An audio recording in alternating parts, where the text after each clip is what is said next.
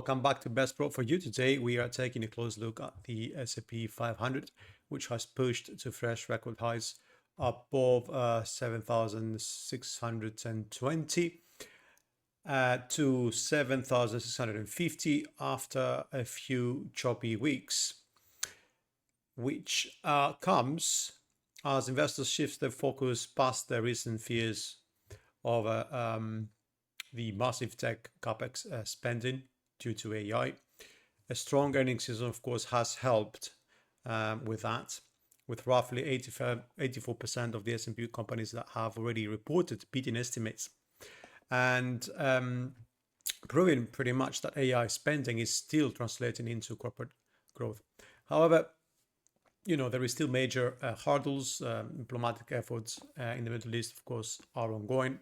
Geopolitical risks remain in the background. And also we do have critical earnings today from SpaceX and AMD. It's actually reporting its first ever earnings as a public company today. So volatility could be quite massive here. If these major names disappoint, this rally could be very short-lived. But if not, obviously that could give room for further upside, given, of course, the RSI as well is sitting well above the 50, but still far from the 70 overbought level. And even if that goes there, it could still extend higher. Although let's not also forget that we do have to appreciate also the divergence signal that we see currently between prices and momentum. So let's dive into it. We talked about this choppy market. Interestingly, this choppy market is, it looks like there is an actual ascending triangle. Ascending triangles, when they do break out, they lead to a new peak. Definitely, in this case, in our case, this is a record high. But another typical observation that we see from breakouts is that they extend as the measured move projection, they extend as much as the range of the opening of the triangle. And this, interestingly enough, could perhaps bring us all the way up to 8K if this move continues. However, let's not forget that, yes, momentum is strong and it has plenty of room to run, but if we take into consideration that the continuation pattern has already brought in a new high, in theory, the triangle has been validated. And by having a new high, this means that this could be actually a done case.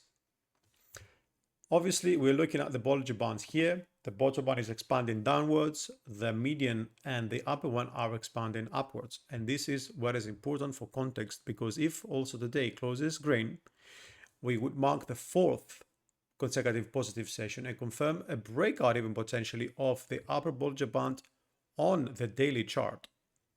So what remains here for us? The 4-hour chart. We need to see if we have any matching signals. Well, the 4-hour chart, fortunately or unfortunately, shows that we are in overbought territory already. Okay, by being in overbought territory already, we could be looking potentially at a pullback. And because we are in price discovery mode, it's not easy for us to really establish some sort of resistance levels apart from using our typical Fibonacci extension tool. This looks like an impulse, to be fair. And given the initial leg up to 7,490, and then the pullback down to 7,400, what we are essentially seeing currently is that an extension above the equality projection, which was at 7,500, 600, let's call it. So while we are trading above the 100%, this has potential to extend all the way up to the 1618 golden Fibonacci extension, which is around 7,710. And why? Well, because when we are extending above the 100%, then the chances of a potential corrective structure, which would have ended over here, typically, of course, reduce. Okay, so it would have turned all the way down. But instead, what we are seeing is a move above the 1238. And then that means that we could essentially target that level next. However, we still need to take into consideration the 1382 as well, which is at 7,770 or so, because that could essentially be a much more shorter term resistance that we need to take into account. Now, if we do see a pullback and we do break below 7,600, then that could get us, of course, to lower territories. We are not going to like that move particularly because re-entering the triangle territory reduces the chances of extending higher up. But realistically speaking, as long as we are still above the 4-hour median line at 7,470, this is still biased to the upside. So if this move develops into a full impulse wave, it means that we're going to have 5 waves up, with this being 1 and 2. Let's just do this that way. 1 and 2, 3 and 4, because the third wave typically extends to the 1618. And then, of course, we'll be looking for the 5th wave higher. So that would have much better room to run up to close to around 7,800. Okay. But of course, this is more of a medium term. The short term, I see resistance in this territory. Okay. Anywhere above 670 to 7710, where this is where I would expect a potential pullback. Now, let's not forget, these could continue higher as long as SpaceX and AMD report positive earnings tonight. If not, we might see that pullback taking place much faster.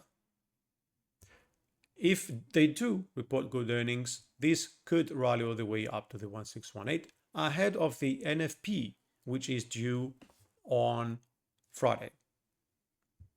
While RSI also can stay overbought during strong trends, as we saw, for example, back in May and back in April,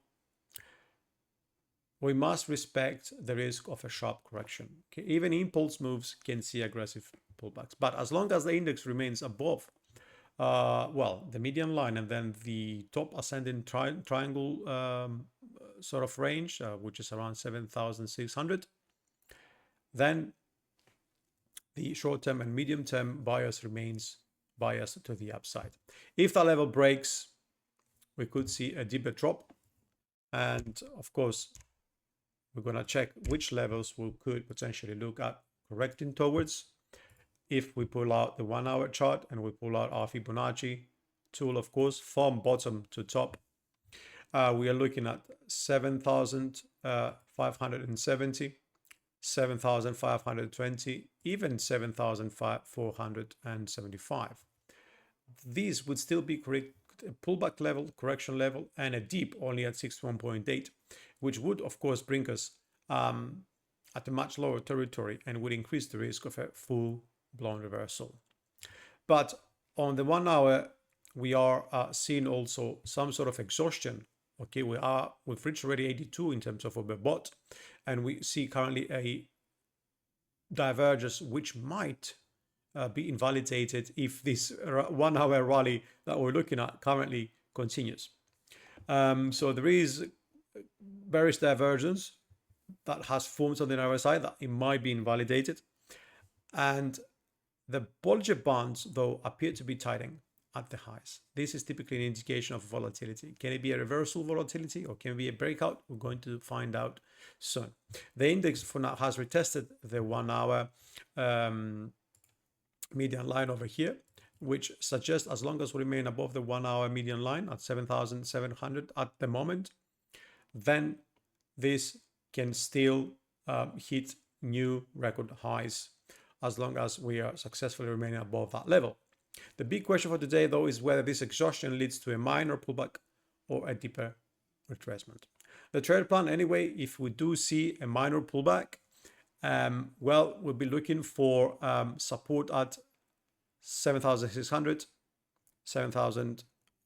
Well, pretty much that's the area, and then the bottom the lower bulge band at 7,560, and then below that, of course, that might be a much larger pullback, 7,520.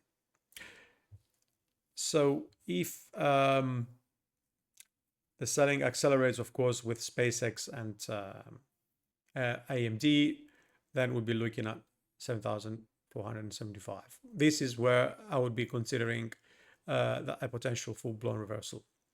With these two companies, of course, earnings dropping today and the NFP report looming on Friday, I would still expect higher volatility. So even if we do see further upside, it might just not be sustained by the end of the week. So keep your risk tight and watch that pivot level with cautious. Trade safe.